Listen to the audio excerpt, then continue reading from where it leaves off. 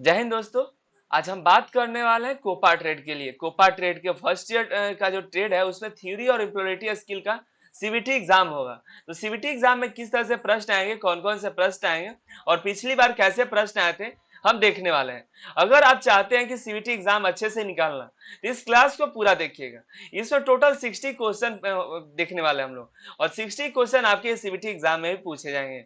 तो इस क्लास को अंत तक देखिएगा ताकि आपका सीबीटी एग्जाम अच्छे से क्रैक हो पाए। अगर आप एम्प्लॉयबिलिटी स्किल में 20 में 20 क्वेश्चन आप सही करना चाहते हैं तो डिस्क्रिप्शन में हम एक प्लेलिस्ट बना चुके हैं एम्प्लॉयबिलिटी स्किल का।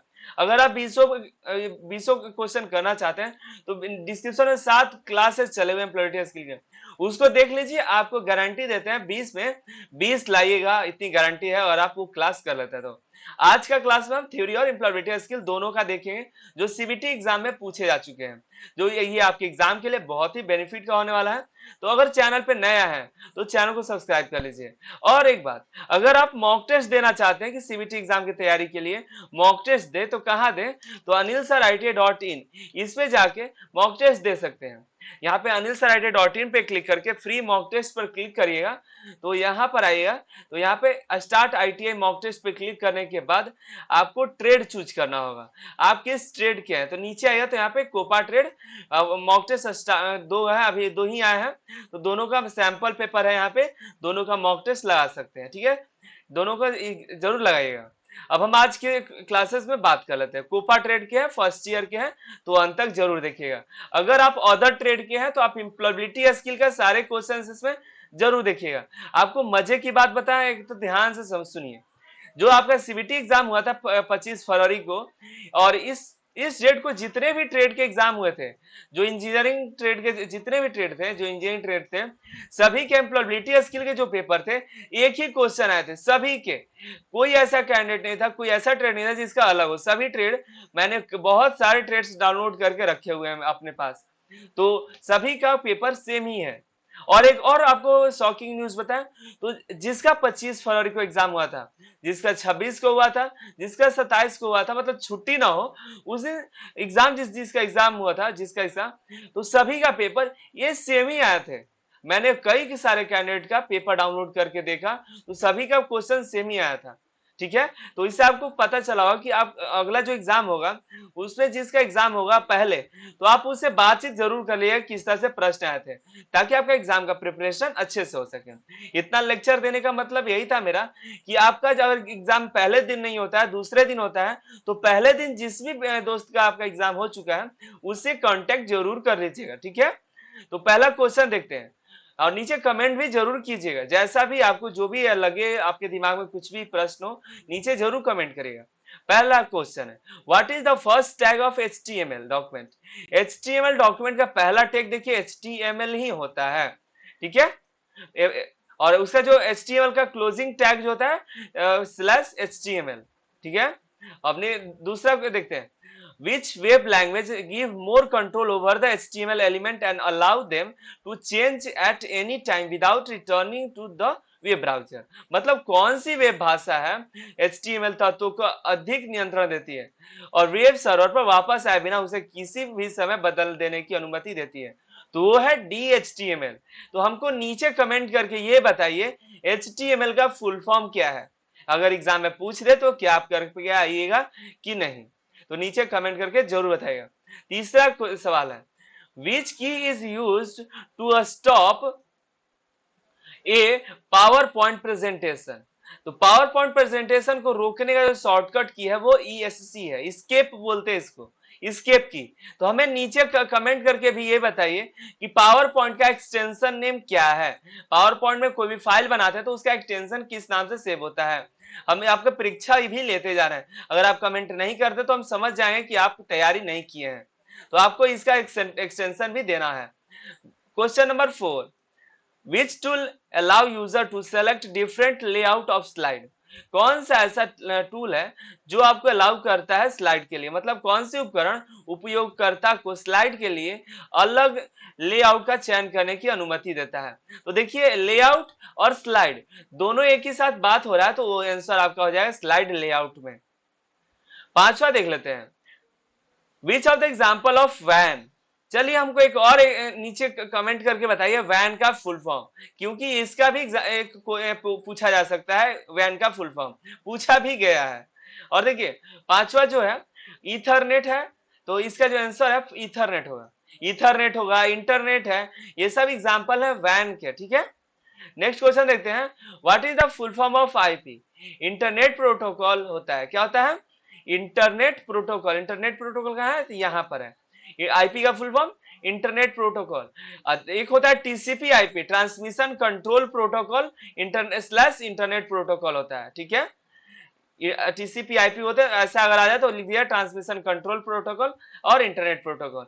आपको बता दें एक लाइन में प्रोटोकॉल क्या होता है, तो set of rules called protocol, ठीक है। 7 नंबर क्वेश्चन देखिए, which act as an intermediate between a user and a computer? उपयोगकर्ता और कंप्यूटर के बीच एक मध्यवर्ती के रूप में एक ऑपरेटिंग सिस्टम ही कार्य करता है।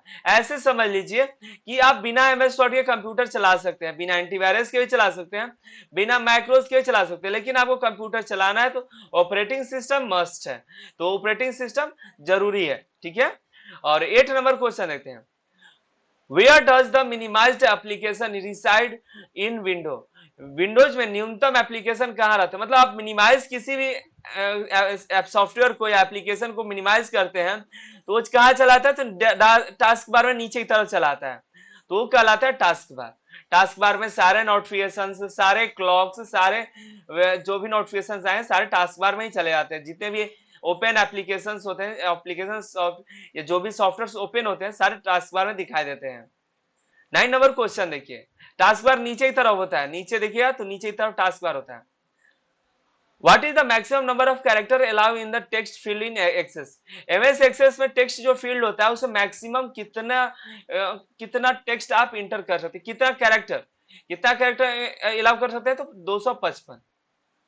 नेक्स्ट 10वां नंबर क्वेश्चन देखिए, which process is used to record data onto an optical disc? Optical disc में जो डेटा एंटर किया था उसको हम बर्निंग बोलते हैं, मतलब कैसेट को बर्न किया था। ऑप्टिकल डिस्क मतलब कैसेट, कैसेट में कोई गाना डालना है, म्यूजिक मतलब वीडियो डालना है या डॉक्यूमेंट डालना है तो उसको हम बर्निंग कहते हैं कि दो बर्न कर दो, इस कैसेट को बर्न करिए। इसमें म्यूजिक डाल के बर्न किया था, क्या किया था? बर्निंग कहते हैं, रीड एक्सेप्ट नहीं कहता है। डाटा को इंटर करना है तो हम उसको बर्निंग कहते हैं। 11 नंबर क्वेश्चन देखिएगा, how the directories under the root directory are called? Root directory के तहत निर्देशिका को क्या कहा जाता है? उसको सब डायरेक्टरी कहते हैं। डायरेक्टरी एक तरह का फोल्डर मान सकते हैं, कंप्यूटर में डायरेक्टरी को एक फोल्डर बोलते हैं। फोल्डर के अंदर फोल्डर होगा तो सब फोल्डर कहलाता है, उसी तरह एक डायरेक्टरी के अंदर दूसरा डायरेक्टरी होगा तो उसको हम कहते हैं सब डायरेक्टरी, ठीक है। 12 नंबर देखिए, which character is used to redirect output of the existing file in Linux? Linux का क्या है हमको नीचे कमेंट करके बताइए, लिनक्स है क्या, इसको कमेंट करके जरूर बताइएगा। और इसका जो आंसर है ये है, ये नंबर है। और वैसे आप इसका आंसर बता दे तो लिनक्स एक ऑपरेटिंग सिस्टम है। क्या है? लिनक्स एक ऑपरेटिंग सिस्टम है। लिनक्स हो गया, विंडो हो गया, यूनिक्स है, ये सब क्या है? ऑपरेटिंग सिस्टम है। एग्जाम में पूछ दिया जाए कि निम्न में से ऑपरेटिंग सिस्टम कौन है, तो आप सेलेक्ट कर लीजिए लिनक्स, यूनिक्स, विंडोज, ये सब ऑपरेटिंग सिस्टम है। 30 नंबर क्वेश्चन देखिए, एमएस वर्ड में कर्सर की वर्तमान स्थिति किस पट्टी में होती है? तो देखिए स्थिति की बात हो रही है, यहाँ पे contain the current position of the cursor, किसी भी कर्सर का पोजीशन कहां पर है, कर्सर यहाँ पर कर्सर और काम कर रहा है तो कैसे पता चले कहां है कर्सर? तो यहाँ पर एक नीचे की तरफ एक स्टेटस बार होता है, क्या होता है? स्टेटस बार एमएस वर्ड में, वहां पर पता चल जाता है कि आपका कर्सर कहां पर है, ये स्टेटस बार में पता चल जाता है। और स्टेटस बार में आपको बहुत सी चीजें आपको मालूम चलती है कि आपने एमएस वर्ड में कितना वर्ड लिखा है, कितना सेंटेंस लिखा है, क्या अभी कर रहे हैं, लिख रहे हैं कि छोड़ दिए हैं, वो भी पता यहीं पर चल जाता है आपको स्टेटस बार में। ये सारी चीजें स्टेटस बताती हैं, ठीक है। टाइटल बार में आपका फाइल का नाम होता है, एमएस वर्ड का नाम हो जाएगा। हॉरिजॉन्टल रूलर होता है, रूलर या रूलर जो होता है एमएस वर्ड में 2 रूलर होता है, एक हॉरिजॉन्टल रूलर, एक वर्टिकल रूलर। पूछा जाएगा एग्जाम में तो रूलर कितने होते हैं? तो 2 रूलर होते हैं, एक हॉरिजॉन्टल रूलर और एक वर्टिकल रूलर। 14 नंबर क्वेश्चन देखिए, क्वेश्चन कह रहा है which shortcut key is used to highlight the entire Word document. Highlight करना या सेलेक्ट करना कह सकते थे यहाँ पे। तो सेलेक्ट करने का पूरे जितने भी डॉक्यूमेंट्स, मान लो हम यहाँ पे कंट्रोल ए करते हैं तो सारा सेलेक्ट हो गया कंट्रोल ए से। तो इस तरह से अगर हाईलाइट करना है तो कंट्रोल ए दबाते हैं तो हमारा हाईलाइट हो जाता है। ठीक है, अब देखिए कंट्रोल ओ से क्या होता है तो ओपन होता है, कंट्रोल एस से सेव होगा, और कंट्रोल ई से जो होता है सेंटर अलाइन होता है। क्या होता है अलाइन, अलाइन जैसे कि ये पेज होता है, पेज में अगर हमको बीच में कुछ लिखना है तो कंट्रोल ई दबाएंगे तो यहां से लिखना शुरू हो जाएगा। लेफ्ट से दबाने के लिए कंट्रोल एल दबाते हैं, कंट्रोल राइट आर दबाएंगे तो राइट से लिखाएगा, और जस्टिफाई करने के लिए मतलब बराबर करने के लिए कंट्रोल जे दबाते हैं। अलाइनमेंट कहलाता है। अलाइनमेंट एमएस वर्ड में 4 होते हैं। कितने होते हैं 4। कौन कौन, left, right, centre, justify. Exam में पूछा जाएगा तो आसानी से दे दीजिएगा। क्वेश्चन नंबर 15 देखिए, which tab in Excel is used for proofing, protecting and marking up a spreadsheet. वो हम रिव्यू में जाके देखते हैं। ये सारी चीजें आपको प्रूफिंग, प्रोटेक्टिंग, मार्किंग, ये सारे आपको रिव्यू टैब में जाइएगा तो आपको मिल जाएगा। फॉर्मूला टैब में फॉर्मूला होगा, डेटा में डेटा वाला काम होता है, इंसर्ट में फोटो इंसर्ट या कोई शेप्स इंसर्ट या क्लिप आर्ट, ये सारे इंसर्ट वाला मिलेंगे। तो रिव्यू टैब में एमएस वर्ड जब ओपन किया, रिव्यू में प्रूफिंग, प्रोटेक्टिंग, मार्किंग आपको दिखाई देने को मिलेगा। अब हम देखते हैं 16 number, which tool in MS office. MS office का कौन सा टूल है जो डेटा को व्यवस्थित करने और सूची बनाने के लिए सबसे अच्छा है। तो सबसे अच्छा जो है एक्सेल है। आप एक्सेल में किसी तरह का लिस्टिंग कर सकते हैं, आप अब इसमें आप अकाउंटिंग भी कर सकते हैं।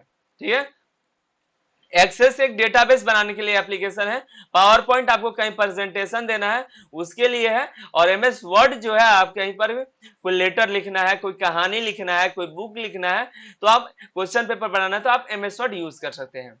और आपको कोई किसी पर डेटा बनाना है, लिस्टिंग करना है तो आप एक्सेल यूज करते हैं। अकाउंटिंग भी पूछ दिया जाए कभी कभी तो एक्सेल होता है। वैसे टैली अकाउंटिंग सॉफ्टवेयर है, कोई पूछ दे कि अकाउंटिंग सॉफ्टवेयर बताइए तो ईआरपी टैली बोल सकते हैं सिंपली। टैली जो है अकाउंटिंग सॉफ्टवेयर है। 17 नंबर क्वेश्चन देखिएगा, which function in excel is used to find the biggest value in a range। Excel में कौन सा फंक्शन एक सीमा में सबसे बड़ा मूल्य खोजने के लिए उपयोगी किया जाता है। तो देखिए सबसे बड़ा मतलब मैक्सिमम, क्या होता है मैक्सिमम वैल्यू खोजना है तो मैक्स नाम का फॉर्मूला यूज होता है, इक्वल टू मैक्स इंटर करके आप इंटर कीजिएगा यहाँ पे सेल का एड्रेस, और यहाँ कहां से कहां तक सेल का एड्रेस चूज कीजिएगा तो मैक्सिमम वैल्यू आपको देखने को मिल जाएगी। यह एक्सेल का एक फॉर्मूला है। ठीक है, तो डी है मैक्स, मैक्स मतलब मैक्सिमम, मैक्सिमम बुझा यार, बिगेस्ट वैल्यू मतलब मैक्सिमम वैल्यू के नाम से होता है। अब देखिए 18 नंबर, कौन सा दृश्य एक्सेस में तालिका की संरचना को संशोधित करने की अनुमति देता है। मतलब which we allow to modify tables structure in Access. Access में कोई भी टेबल को स्ट्रक्चर को एक्सेस करने के लिए क्या करते हैं, डिजाइन टैब पर हम जाते हैं, डिजाइन व्यू में आते हैं, डिजाइन व्यू। ठीक है, नेक्स्ट क्वेश्चन देखिए, which is the maximum length of field in MS Access। तो देखिए हमने पीछे देखा था कितने कैरेक्टर होते हैं MS Access में, एक फील्ड में कितने कैरेक्टर हो सकते हैं। तो मैक्सिमम लेंथ देखना है फील्ड का, तो मैक्सिमम फील्ड का जो लेंथ होता है 64 कैरेक्टर होता है। कितने कैरेक्टर, 64 कैरेक्टर। नेक्स्ट देखते हैं 20 number, what is term as excess of credit side total amount over debit side total amount in profit and loss। मतलब देखिए लाभ और हानि खाते में डेबिट पक्ष एक होता है क्रेडिट, एक होता है डेबिट।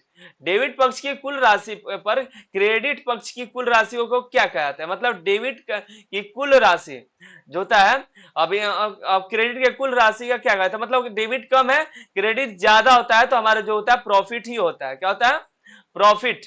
अगर हमारा इसे कहा जाता उल्टा तो यहाँ पर डेबिट में बच जाता पैसा तो हमारा इधर उल्टा हो जाता है, डेबिट मतलब खर्चा ज्यादा हो रहा है तो हमारा लॉस पे चला जाता है। नेक्स्ट क्वेश्चन है 21, which book is used to record transaction relating to return of goods to supplier। तो होता है परचेज रिटर्न बुक। क्या होता है, purchase return book. which factor determines the cost of product। कौन सा कारक उत्पाद की लागत निर्धारित करता है। मतलब अगर कोई भी प्रोडक्ट है तो उसकी लागत कौन निर्धारित करता है? तो एलिमेंट ऑफ कॉस्ट, लागत के तत्व ये डिसाइड करते हैं।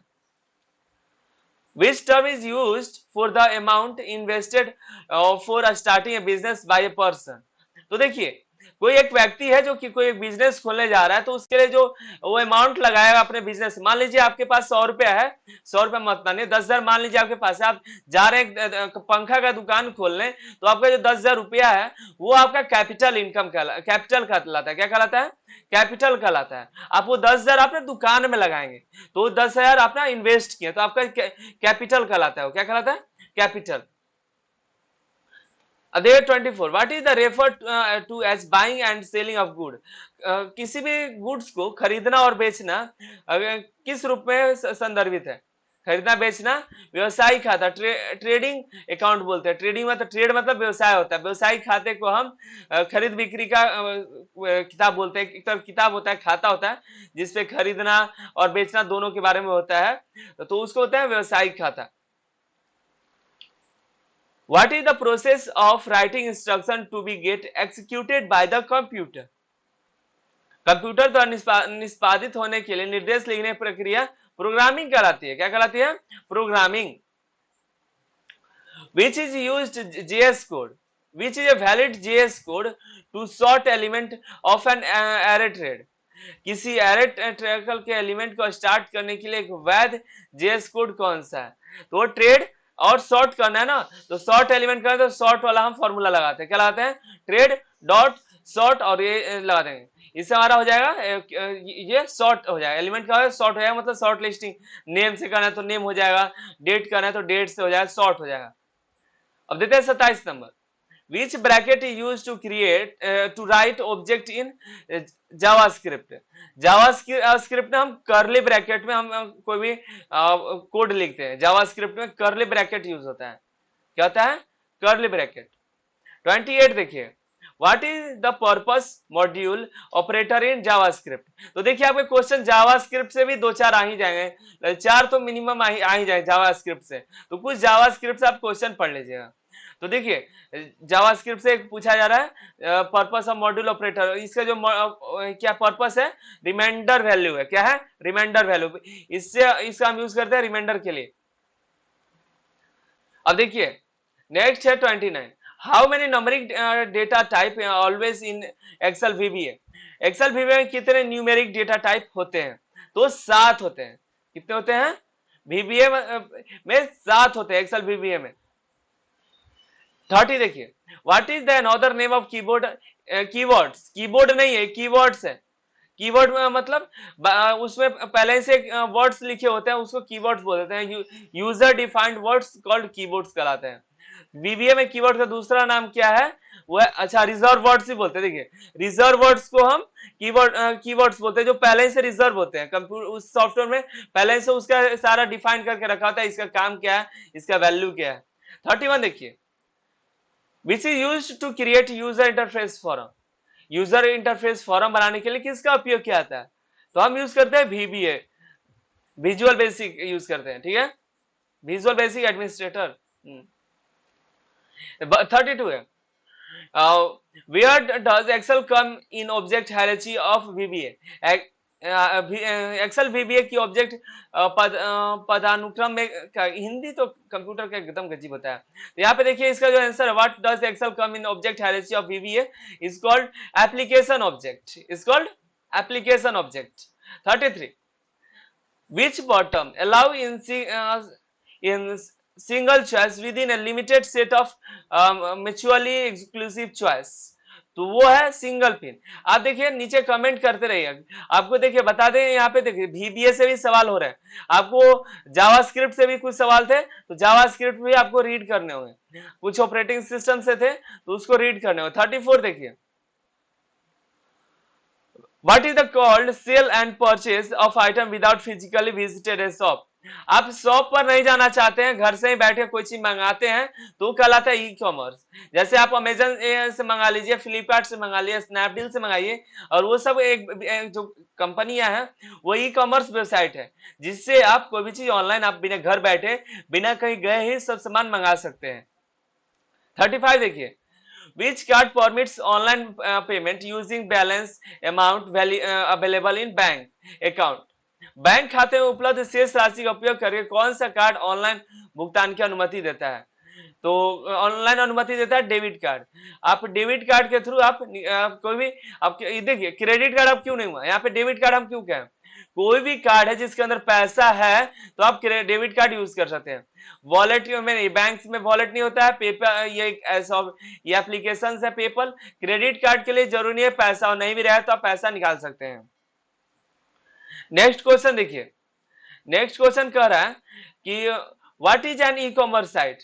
देखिए, हम अभी बता रहे थे ई कॉमर्स क्या था, तो अमेजन एक ई कॉमर्स है, फ्लिपकार्ट एक ई कॉमर्स वेबसाइट है, साथ ही आपका स्नैपडील, ये सब एक ई कॉमर्स वेबसाइट है जहां से आप कोई भी चीज ऑनलाइन मंगा सकते हैं घर पे। देखिए 37 question, which is the function of specifying access right to resources related to information security. तो देखिए, सूचना सुरक्षा से संबंधित संसाधनों का पहुंच अधिकार निर्दिष्ट करने का कार्य कौन सा है? तो है ऑथराइजेशन। आप ऑथराइजेशन से आप अपने मतलब कोई भी इंफॉर्मेशन सिक्योर कर सकते हैं आसानी से। ऑथराइजेशन मतलब आप पिन कोड डाल सकते हैं, ओटीपी डाल सकते हैं, पासकोड, ये सारे चीज आप ऑथराइजेशन में लगा सकते हैं।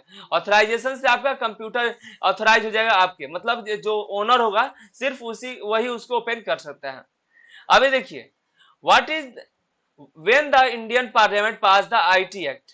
आईटी का फुल फॉर्म हमको नीचे कमेंट करके जरूर बताइए, इसका फुल फॉर्म नीचे हमको कमेंट आना चाहिए, आईटी का फुल फॉर्म। ठीक है, कब पारित हुआ था? 2000 में पारित हुआ। फिलहाल आज से 21 साल पहले 2000 में इसको पारित किया गया संसद में। Question 34, what is called the collective term and malicious software such as virus, worms and torso। ये सब ये क्या है? ये एक मैलवेयर है। क्या है? What is called the collective, इन सबको ये एक मैलवेयर होते हैं। और देखिए 40 number, what is the called periodic assessment of security vulnerability in computer system. तो देखो, सिस्टम के लिए हम पीरियोडिक एसेस मतलब समय समय पर उसकी जांच करते रहनी चाहिए, तो उसकी सिक्योरिटी को, तो उसके लिए हम सिक्योरिटी ऑडिट कराते हैं। ऑडिट हर जगह पे होता है, बैंक में भी होता है, पैसे की ऑडिट होता है, आपके आईटीआई में भी होता है, हर एक जगह ऑडिट होता है। तो अगर आपके कोई सिक्योरिटी संबंधित कोई आपको उसको जांच कराना था तो उससे सिक्योरिटी ऑडिट कराते हैं। ठीक है, अब देखते हैं 41, प्रोनाउंसिएशन रेफर टू डैश। ये आपका आगे यहाँ पे एम्प्लॉयबिलिटी स्किल क्वेश्चन, ये क्वेश्चन पूछा गया था आपका। प्रोनाउंसिएशन रेफर, तो प्रोनाउंसिएशन क्या है, उच्चारण क्या है? तो प्रोडक्शन ऑफ साउंड। अब जो मुंह से बोल रहे हैं उसी को तो प्रोनाउंसिएशन बोलते हैं, जो हम अभी उच्चारण कर रहे हैं वो प्रोनाउंसिएशन है।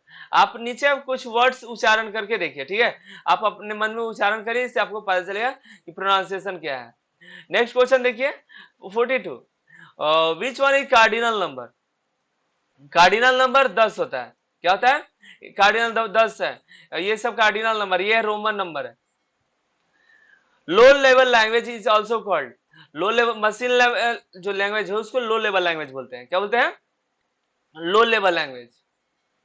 नेक्स्ट लैंग्वेज देखिए 44, A written description of duties and responsibility to be carried out in a job is called, job में क्या लेकर जाते हैं? नहीं, जॉब में देखिए व्हाट रिटन, कोई भी जॉब बनाते हैं, जॉब करते हैं, जो जॉब बना रहे हैं, मान लीजिए कोई जॉब आप बना रहे हैं, आपकी आईटीआई या प्रैक्टिकल है कभी भी, तो उसके बारे में उसके पूरा जानकारी लिखते हैं कि किस तरह का जॉब है, इसको कैसे बनाएंगे, कैसे कटिंग करेंगे, कैसे इसका क्या क्या किए, बनाने में कितना समय लगा, कितना दिन लगा, तो वो सारा चीज जिस एक पेज पर लिखते हैं वो कहलाता है जॉब डिस्क्रिप्शन। क्या कहलाता है? जॉब डिस्क्रिप्शन, रिज्यूम नहीं, जॉब डिस्क्रिप्शन कहलाता है। ठीक है, तो ये याद रखिएगा, ये जॉब डिस्क्रिप्शन कहलाता है। नेक्स्ट क्वेश्चन देखिएगा, तो सिस्टम कंसिस्ट ऑफ डैश, तो सिस्टम क्या कहलाता है? सिस्टम में क्या क्या होता है? दो चीज होते हैं सिस्टम में, हार्डवेयर और सॉफ्टवेयर मिलकर हमारा एक सिस्टम बनता है। ठीक है, सिस्टम में एक हार्डवेयर होता है और एक सॉफ्टवेयर, दोनों के मिलने से कंप्यूटर बनेगा। मान लीजिए हमारे पास एक सीपीयू है और उसमें कोई सॉफ्टवेयर नहीं है, तो किसी काम का है? तो बिल्कुल नहीं है। तो हमारे पास सॉफ्टवेयर है और किसी तरह से सीपीयू नहीं है, तो सॉफ्टवेयर किसी काम का है? तो बिल्कुल नहीं। तो दोनों एक साथ रहेंगे तभी किसी काम के होंगे। 46 देखिए, 46 computer network that spans regional, national and global area is called, वो कहलाते हैं वैन कहलाते हैं। क्या कहलाते हैं? वैन। मतलब पूरी दुनिया में फैले हुए जो नेटवर्क हैं वो कहलाते हैं वैन। हमने कहा था वैन का फुल फॉर्म नीचे कमेंट करिए, और आपसे आप फिर से कह रहे हैं, देखिए लैन का भी फुल फॉर्म नीचे कमेंट करिए। लैन क्या करिए, हम मैन क्या बताते हैं? मेट्रोपॉलिटन एरिया नेटवर्क और कैनरा कैंपस एरिया नेटवर्क। ठीक है, नेक्स्ट देखते हैं सीपीयू स्टैंड फॉर, सीपीयू का फुल फॉर्म होता है सेंट्रल प्रोसेसिंग यूनिट। सिंपल सा है। तो नीचे हमको अब एएलयू का फुल फॉर्म बताइए, क्या होता है एएलयू का फुल फॉर्म? अब हम तो आपका सीपीयू का आर्किटेक्चर बता देते हैं।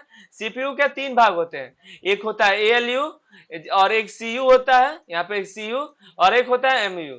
ठीक है, एएलयू का फुल फॉर्म आपको बताना है, सीयू का मतलब कंट्रोल यूनिट और एम से मेमोरी यूनिट होता है। नीचे एएलयू का कमेंट करिए, जल्दी कमेंट करके बताइए।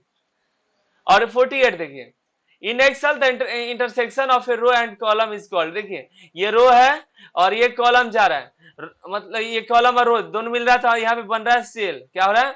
सेल बन रहा है। रो और कॉलम के मिलने से एक बनता है सेल। जितने भी रो आएंगे कॉलम बनेंगे वो कहलाते हैं सेल बनता है, छोटे छोटे ये सब सेल कहलाते हैं, और ये रो कहलाता है, इधर सेल कहलाता है, रो और कॉलम। देखिए अब नेक्स्ट देखते हैं 49, listening to song only to derive pleasure come under. देखिए किसी भी गाने को सुना किस तरह का आनंद होता है, हमें किस तरह का आनंद मिलता है, हमें कौन सा आनंद मिलता है? तो यहाँ पे तो दिया है प्रशंसनात्मक लिसनिंग। क्या कहलाता है? लिसनिंग कई प्रकार के होते हैं, उन्हीं जैसे कि critical listening, therapeutic listening, appreciative listening, comprehensive listening, ये चारों लिसनिंग होते हैं। जो कि गाने सुनते हुए जो आनंद आता है वो कहलाता है एप्रिकेटिव listening. The study of right and wrong is human endeavors is called, मतलब मानव प्रयास को सही और गलत के अध्ययन की को क्या कहा जाता है? तो उसको बोलते हैं एथिक्स।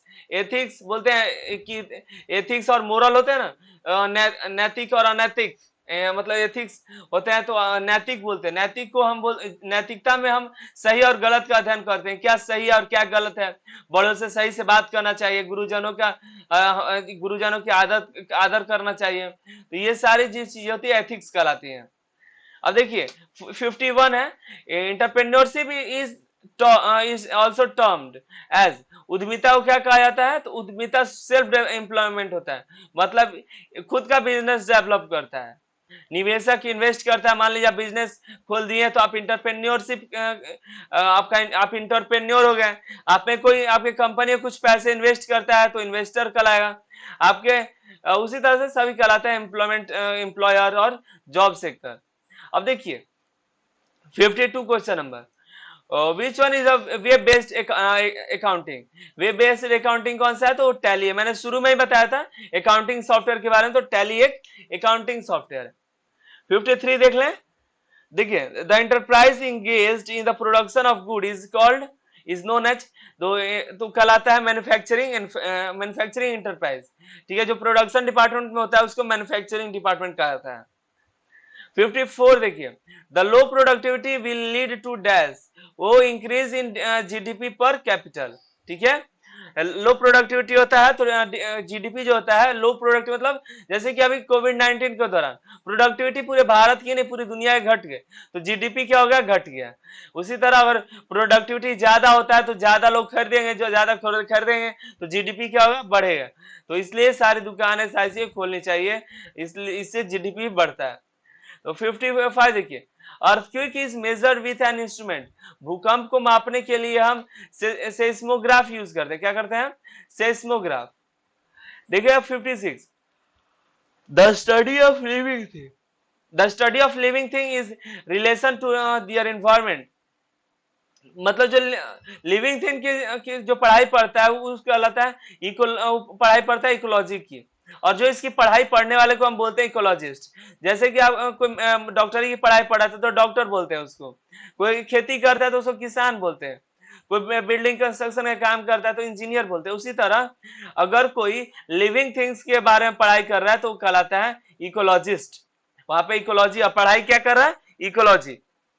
अब देखो 57 लास्ट ही चल रहा है, the reprocessing of discards material into new useful product is called, मतलब नए उपयोगी उत्पादों को छोड़ी गई सामग्रियों की पुनः आवृत्ति को क्या कहते हैं? Recycling of material. What is the expansion of ILO? ILO का फुल फॉर्म क्या होता है? ILO का फुल फॉर्म होता है इंटरनेशनल लेबर ऑर्गेनाइजेशन। क्या होता है? International Labour organisation.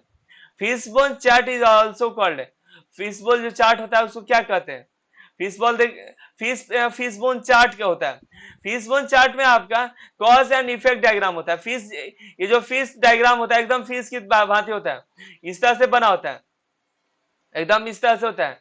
आप इसको गूगल सर्च करके देखिए, एकदम मछली की तरह दिख रहा है, तो एकदम मछली की भांति ही होता है।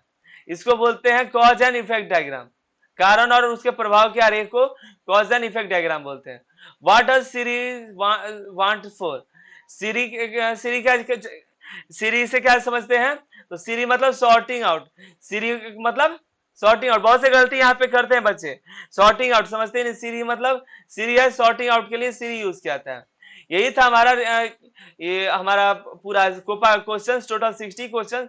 उम्मीद है आपको सारे क्वेश्चन समझ में आए हैं और इसी पे आधारित आपका एग्जाम में फिर से प्रश्न आने वाले हैं। तो ये पेपर डाउनलोड करके PDF डाउनलोड कर लीजिए और तैयारी कीजिए एग्जाम का अच्छे से। और भी सारे यहाँ से भी आप मॉक टेस्ट दे सकते हैं, मॉक टेस्ट देके आप अपना स्कोर देख सकते हैं कि आपके एग्जाम में कितना स्कोर ला सकते हैं।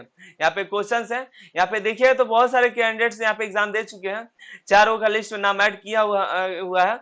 और भी कैंडिडेट्स हैं जो कि दिए हुए हैं लेकिन उनका नाम नहीं है। आप यहाँ से प्रैक्टिस से डाउनलोड कर सकते हैं, यहाँ से ई बुक, यहाँ से प्रीवियस पेपर, और यहाँ से आप एग्जाम के सारे टेस्ट ले सकते हैं। ठीक है, और यहाँ नीचे जॉब भी है, तो जॉब खोज रहे हैं तो आप यहाँ से जॉब भी पा सकते हैं खोज के। ठीक है, यहाँ पे करियर पे क्लिक कीजिए तो आपको यहाँ पे जॉब का ऑप्शन आ जाएगा। यहाँ से क्लिक करते ही आपको कई तरह के जॉब होंगे, मेरिट लिस्ट आएगा, कैंपस प्लेसमेंट, सारी जानकारी यहाँ पे मिलेगी। कोई भी और जानकारी चाहिए तो नीचे आराम से कमेंट कर दीजिए, और किस एग्जाम की तैयारी कर रहे हैं नीचे कमेंट करके जरूर बताइएगा। मिलते हैं साथ अगली वीडियो में। अपना चैनल को सब्सक्राइब करके बेल आइकन को प्रेस करके सभी दोस्तों को जरूर शेयर कीजिए।